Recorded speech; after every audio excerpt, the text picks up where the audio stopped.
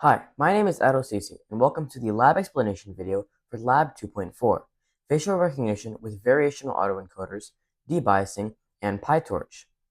In this lab, we are going to be examining how bias can sometimes affect deep learning models such as convolutional neural networks, and we will implement a type of model called Variational Autoencoders with special debiasing methods to tackle this issue of bias.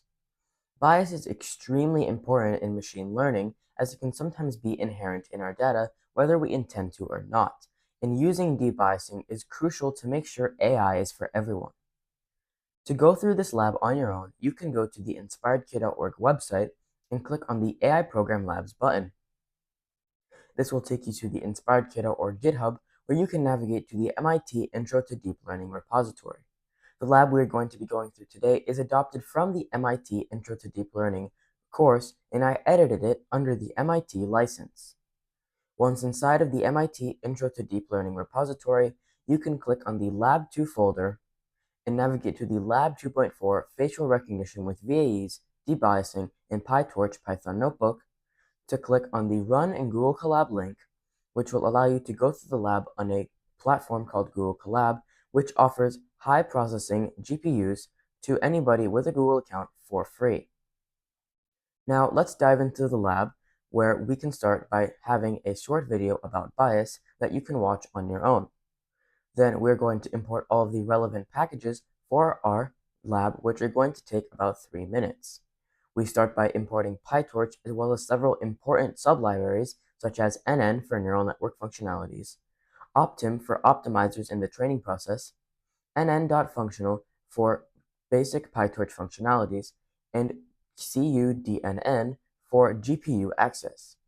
Then we also import OpenCV-Python or CV2 as a dependency for the MIT Intro to Deep Learning package. OpenCV is a package that allows us to have computer vision tasks supported like ours. Then we download and import the MIT Intro to Deep Learning package, which was created by the instructors of the course for all of their labs that will allow us to abstract away some of the more complex coding parts of the lab so we can focus on the deep learning experience. We also import several other packages such as Matplotlib for visualization of different statistics, NumPy for multidimensional NumPy arrays, TQDM for textual progress bars inside the console, and pathlib, and more specifically path, so we can process our training and testing datasets. Additionally, we define our GPU as device, so that way we can have our models and their training processes put on the GPU for higher speeds. While the packages continue to download, I would like to go through the MIT Intro to Deep Learning package, where we are also going to examine the specific functions that allow us to have those coding functions more simply created.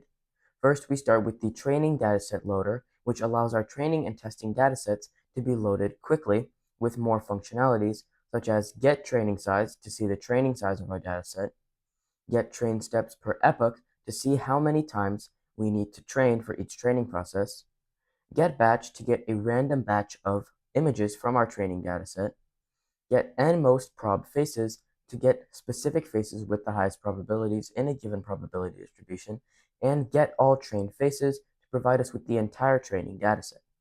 Additionally, we have the get test faces function, which extracts 5 faces from 4 different demographics to test our convolutional neural network and variational autoencoder to see how they perform for different sexes and different genders, as well as different skin colors. Now that our packages are done importing, we can get into the testing dataset, where we have positive training data from the CelebA dataset containing many different varieties of faces from different celebrities. We have the negative training data from the ImageNet database containing many images across many categories, and we take our non-human examples from some of the categories of non-human examples. Additionally, we use the Fitzpatrick scale to label different images in the CelebA dataset as lighter or darker to represent both demographics. Now, we're going to use the pathlib library to store our dataset in a specific location in Google Colab, and we are going to download the training dataset from a given URL. If we do not need to re-download the training dataset and is already cached at that specific location, we can use the cached training data and have our training dataset loader from the MIT Deep Learning package ensure that all of our training data is loaded into memory. It's going to take about 30 seconds, so I'm going to continue with the lab as it downloads. We can also grab a batch of 100 images from our training dataset as well as their specific examples, and we can also see the number of training images in our entire dataset using the getTrainSize function on our dataset loader. We can also get the images and labels for our batch of 100 by using the getBatch function and getting both the images and labels. We can find the shape of our images dataset, which will be B, C, H, and W for the number of images our batch, the amount of color values, which is 3 for our RGB images, and the height and width of our images. As the dataset is still loading, we will continue on until it is finished. Now it has downloaded about 1.18 gigabytes of the entire dataset, and it is loading all of the data into memory with our training dataset loader. We can create two different sliders for the face and non-face images to examine different examples from our dataset. We can get the face and not face images by looking at their labels and extracting all images with labels 1 for the positive faces and label 0 for the not face images. We can also set different indexes to show different examples from the top 50 images in both the face and non-face images. Our training dataset has finished loading in about 1 minute, and we can see that we have over 100,000 training images, providing us with a wide variety of images to train our model on. Let's look at some of the examples from our testing dataset and the training dataset by using our sliders. We can see at index 0 for the face and not face, we have a white man and a black background. If we continue looking, we can see there are a wide variety of faces with different accessories and not faces with different types of textures and images. This is extremely critical because in addition to bias, we need to make sure that our dataset has a wide variety of data, and we can use debiasing to even out the dataset. Let's start by creating a convolutional neural network to use our dataset and train on it. We're going to start by defining a factor for the number of convolutional features that we're going to be learning at each layer. We can also define a class for a convolutional block, combining several different layers from PyTorch to create the full convolutional layer in one line. We can start by defining this class, including a conv2D layer, defining it with a number of inputs, outputs, kernel size, stride, and padding, as well as the rectified linear unit nonlinear activation function, called ReLU for short.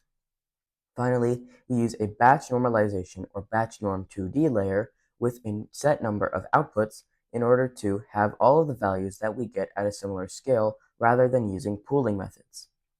We can define a forward function to pass a given input of x through these three layers to achieve output y.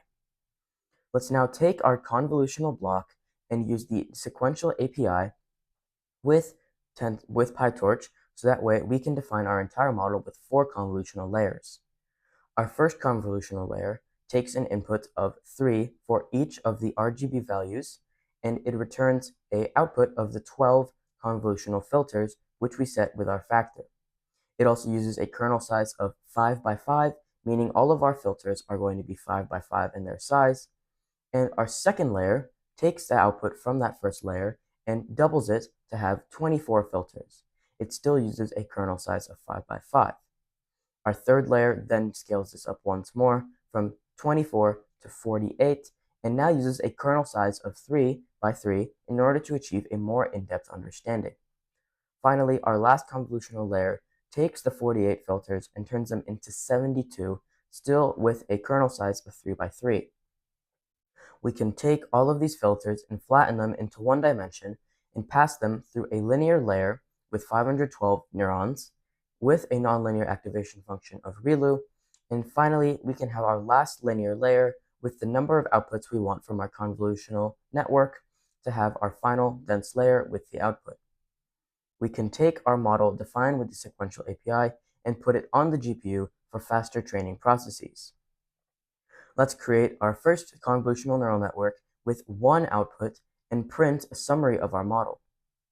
When we run our code, we can see that it has the 4 convolutional layers we defined, with each containing the conv2D, nonlinear ReLU, and BatchNorm 2D. Then we have our flatten, our dense, and our final linear layer to return our output.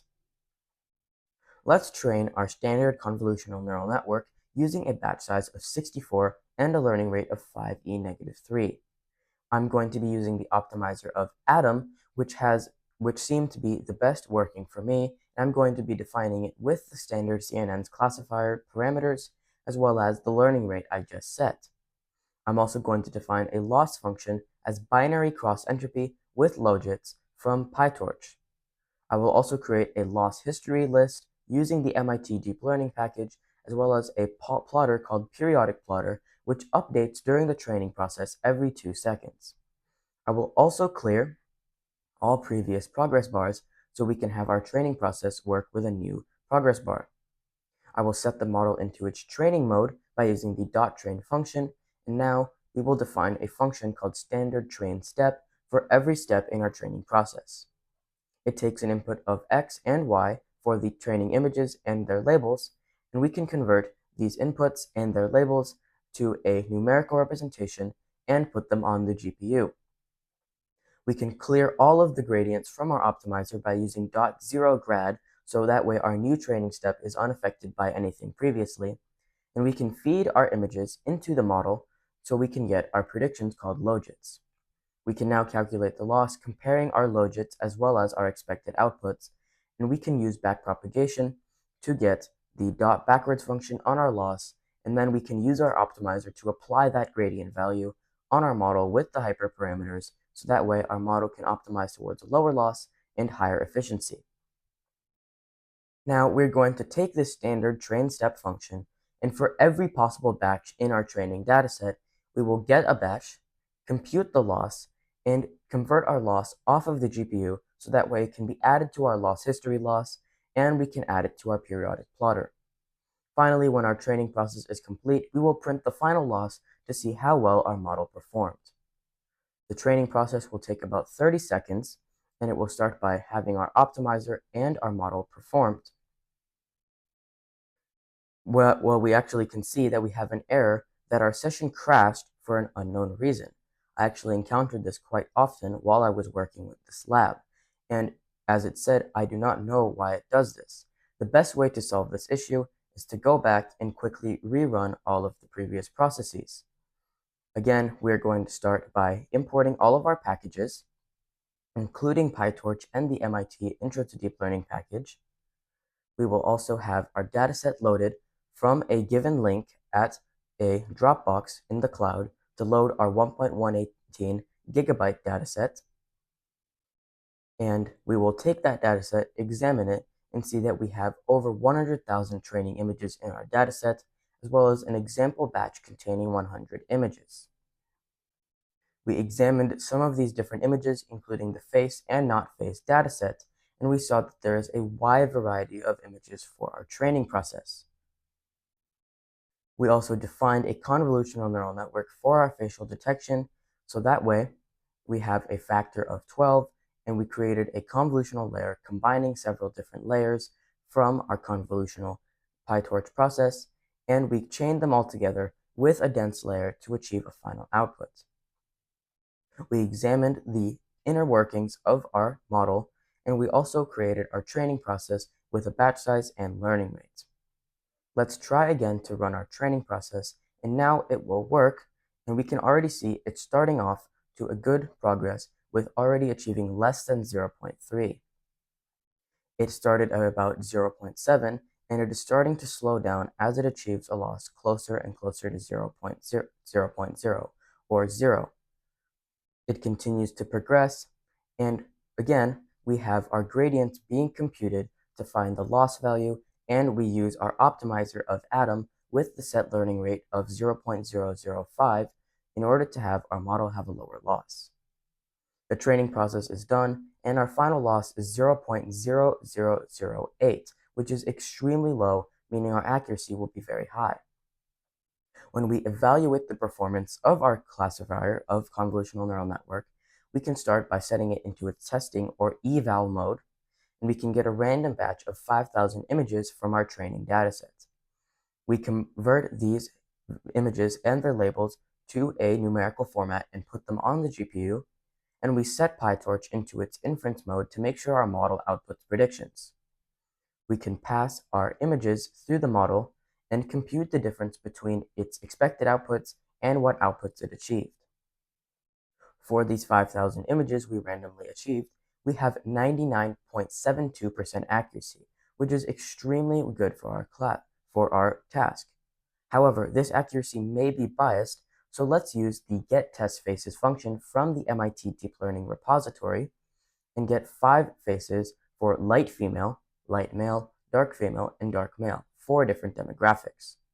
When we look at the testing faces we got, there are a wide variety of different positions and accessories and backgrounds, giving us a wide variety for testing. Let's plot a bar chart for each of these images' predictions and see how well each demographic is doing. When we pass all of these images through and plot our bar chart, we can see that our model was somewhat biased towards light females and light males and achieved a significantly lower accuracy on the dark females and dark males. This means our model is biased, and that's where the variational autoencoder with debiasing comes in. The variational autoencoder works by learning a latent structure or the most dense information of an image. It takes an image, inputs it through an encoder, which is similar to our convolutional neural network, finds a type of value called the latent space, which is the most dense representation of the information in our image, and uses that latent space with decoder or deconvolutional neural network to achieve a reconstruction output. Let's start by defining our variational autoencoder loss function, including the latent loss for the latent space and the reconstruction loss for the difference between our output and input. We start with our latent loss, which is defined in the first function here, and it is very complex, but overall all you need to know is that it's called Kullback-Leibler divergence, or KL divergence for short. We also get the reconstruction loss by finding the difference between our input and reconstructed output and meaning all of those differences together. We use a value called the KL weight, which provides a specific weight to the latent loss, and add that multiplication to our reconstruction loss to achieve our variational autoencoder total loss. Now we need to define our reparameterization trick for our variational autoencoder. Because using normal backpropagation like we did for our convolutional neural network will not work with the variational autoencoder due to its latent space, we need to use reparameterization, which takes our latent space and tries to model it after a specific prior.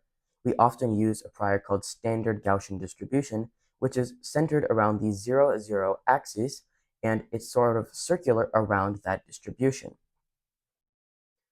Now let's define the sampling function for the reparameterization, taking the mean and log of the standard deviation of our latent space, which are the best representations, and we can create our standard Gaussian distribution by using the .randn-like function from PyTorch, and then we can compute that Gaussian distribution with our mean and log of the standard deviation to achieve our reparameterized sample.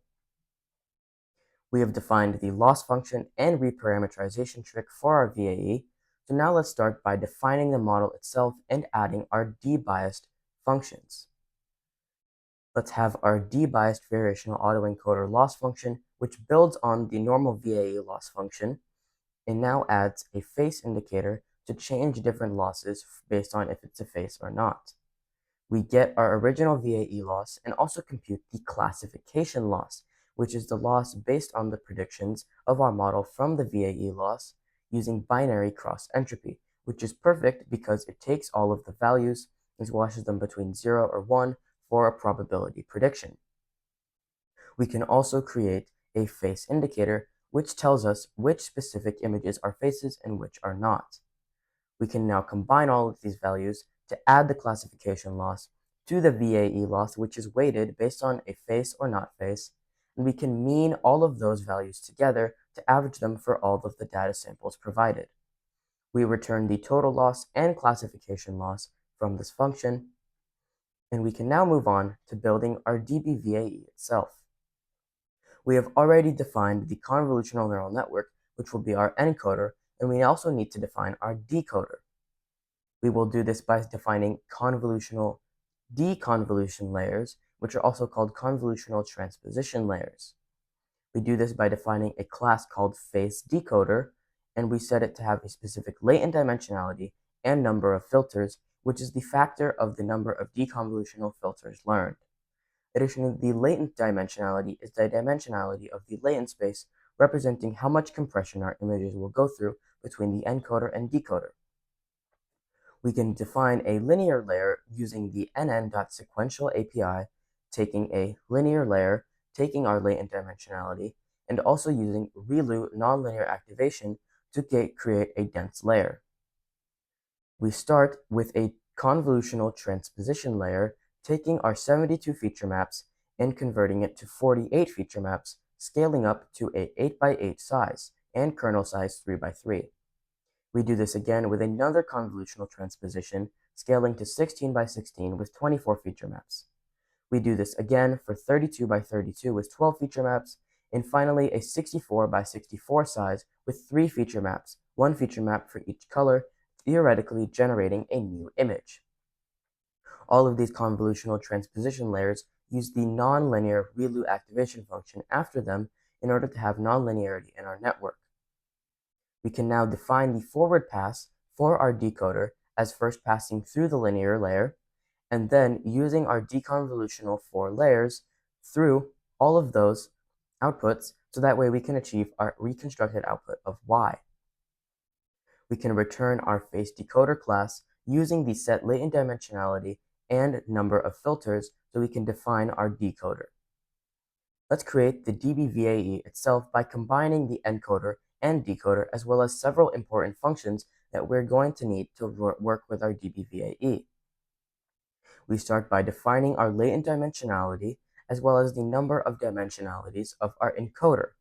We define our encoder using the CNN standard classifier with the number of encoder DIMs for its output, and we define the decoder with our set latent dimensionality and the decoder function we just learned.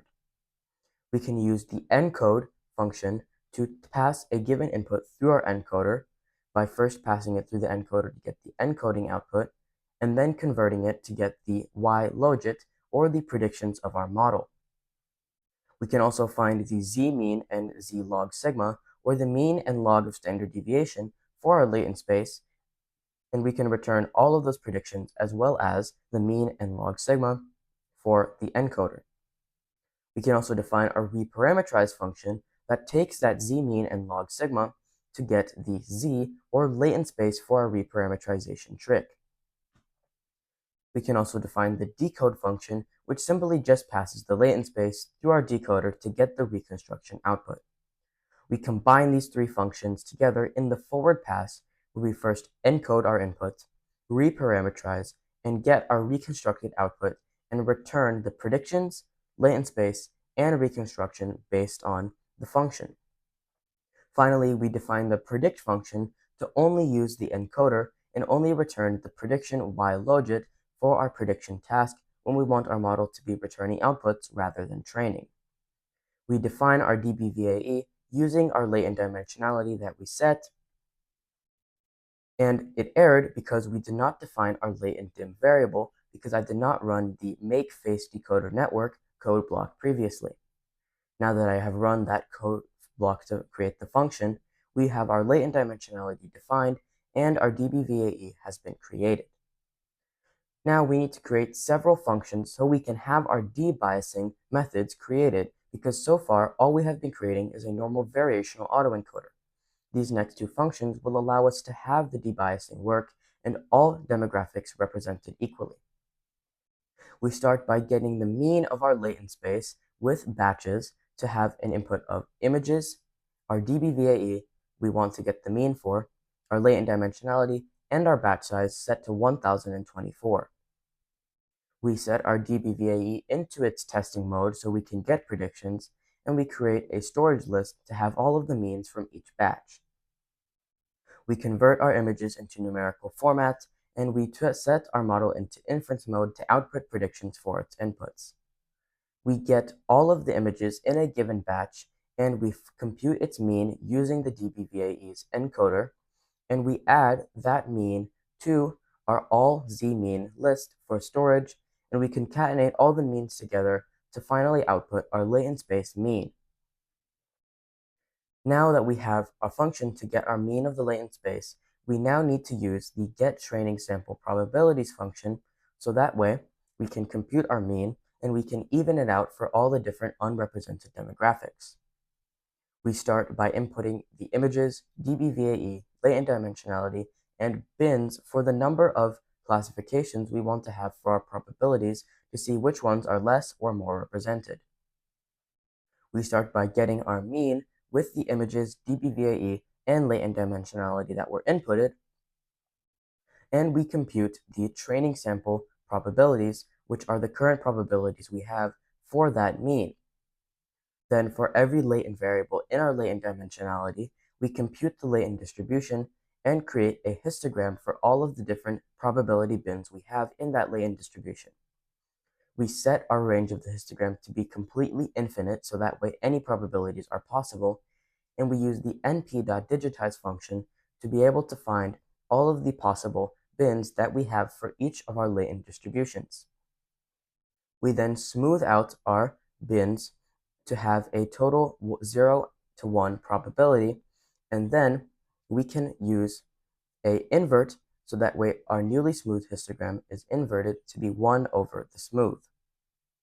Finally, we can have our probabilities normalized like we did before, setting everything to be a probability from 0 to 1, and we can update our sampling probabilities for the latent variable by finding the maximum between our new probabilities and our old probabilities.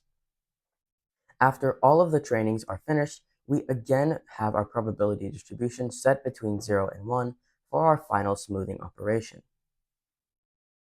We have defined our debiasing methods and our debiased VAE, so we can now train the DB-VAE, setting a batch size, learning rate, and latent dimensionality. I set these to 32, 3e-5, and 200, as I found those are the best that worked for me, but I encourage you to experiment with the different parameters to see how you can achieve the highest accuracy. I defined the DB-VAE using my latent dimensionality and put it on the GPU, and I also set an optimizer of Atom with the DB-VAE's parameters, as well as the learning rate I set to 3e-5. Like before with the CNN, I set a loss history and periodic plotter, as well as clear all previous progress bars to track the training progress. I create the debiasing training step by converting the inputs and their labels to a numerical representation and putting them on the GPU, then clearing all of the previous gradients from the previous steps, and putting the images that we inputted through our model to get the predictions. We use our debiasing loss function to get the total loss and the classification loss, and we perform backpropagation using dot backward and the optimizer on this total loss value. Then now we have defined our debiasing training step function. We can get all of the faces inside of our training dataset, and we can get the training sample probabilities for our DB-VAE, all of the faces, and the latent dimensionality. Then for every possible batch in our dataset, we have a training step where we get a batch with the probability distribution, we compute the loss and add it to our loss history and plotter for a tracking of our loss progress. At the end, we see our final loss to see how well our model did. The training process will take about a minute, and it starts by getting the sampling probabilities recomputed for these specific values. It starts at about 0.95 and quickly decreases to less than 0.3. It will take another minute or so to train, so I'd like to go through a quick review of what we've done so far. We started by importing all of the packages we needed for our lab, including PyTorch and the MIT Intro to Deep Learning package, and we examined our dataset by downloading it and looking at several different variety of examples. We created a convolutional network for our base facial detection, and it was able to achieve an accuracy of 99.72 on the training dataset. However, we found that it is extremely biased towards darker faces, and we decided to create a variational autoencoder to solve those problems. We started by defining our VAE loss, as well as the reparameterization trick, and then we created our debiasing functions by first building the debiased variational autoencoder loss and creating the DB-VAE architecture, incorporating both our convolutional neural network from before and a new decoder with deconvolution. We put the decoder and encoder together into a DB-VAE and created several different functions for debiasing, evening out all of the probabilities of sampling for different demographics. We've performed our training process, which finished in about 42 seconds, and we see our final loss was about 0.105. And when we see how well did our DB-VAE on the testing dataset in comparison to our convolutional neural network in a bar chart, all of the probabilities were much higher and much more even for all of the different demographics. I, again, highly encourage you to experiment with both the convolutional network and the DB-VAE, as well as different hyperparameters like latent dimensionality, batch size, learning rate, and optimizers to see if you can achieve a better accuracy on the testing dataset than this.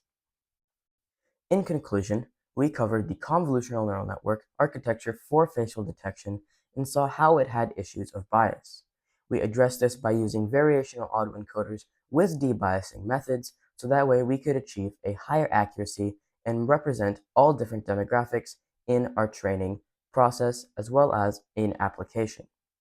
I also highly encourage you to go through the lab, so you can go to the inspiredk.org website, click on the AI Program Labs button, and navigate to the MIT Intro to Deep Learning repository. From there, you can go to the Lab 2 folder, the Lab 2.4 Facial Recognition with VAEs, Debiasing in PyTorch Python Notebook, and click on the Run in Google Colab link, so that way you can go through the lab, experiment with different hyperparameters, and see if you can achieve the highest accuracy and the best facial recognition system. Thank you for joining me on this lab explanation video. Goodbye!